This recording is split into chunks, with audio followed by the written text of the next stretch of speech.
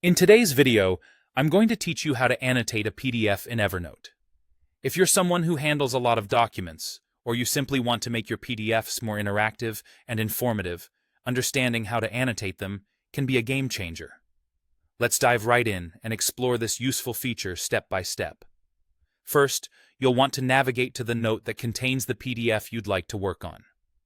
This is your initial step, because you must be in the right note to be able to start interacting with it. Once you're there, look for your PDF within that note. Click on it to open the document. This step is crucial as it sets the stage for you to begin the annotation process. Now, once you have your PDF open, you'll need to access the annotation tools. You can do this by noticing the pencil icon that appears above your PDF. A simple click on this icon will bring up all the annotation features you need. If you prefer, there's another way to access these tools. Just right-click on the PDF, and from the context menu that appears, select Annotate this PDF. This provides an easy way to jump right into your annotation tasks. With your tools at the ready, let's explore what you can do. The arrow tool allows you to direct attention to particular points on your document. Simply click the arrow icon, then click and drag to draw your arrows. If lines, circles, or squares are more what you need, the line and shape tools have got you covered. Just choose the line or shape icon, then click and drag to bring these elements onto your PDF. Need to add some text? The text tool is your friend here.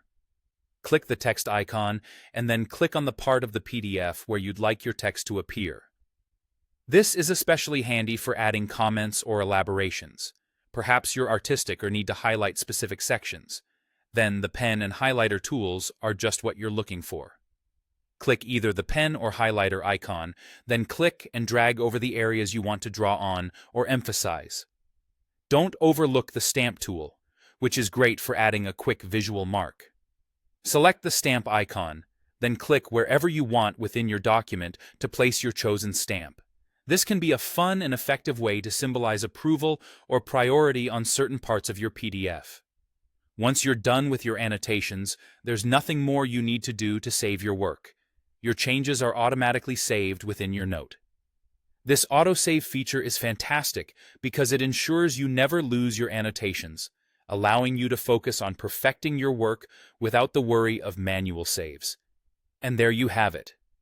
Annotating PDFs in Evernote is not just easy, but it's also a smart way to enhance and interact with your documents. Thank you for joining me in this tutorial, and I hope you find these tools as beneficial as I do.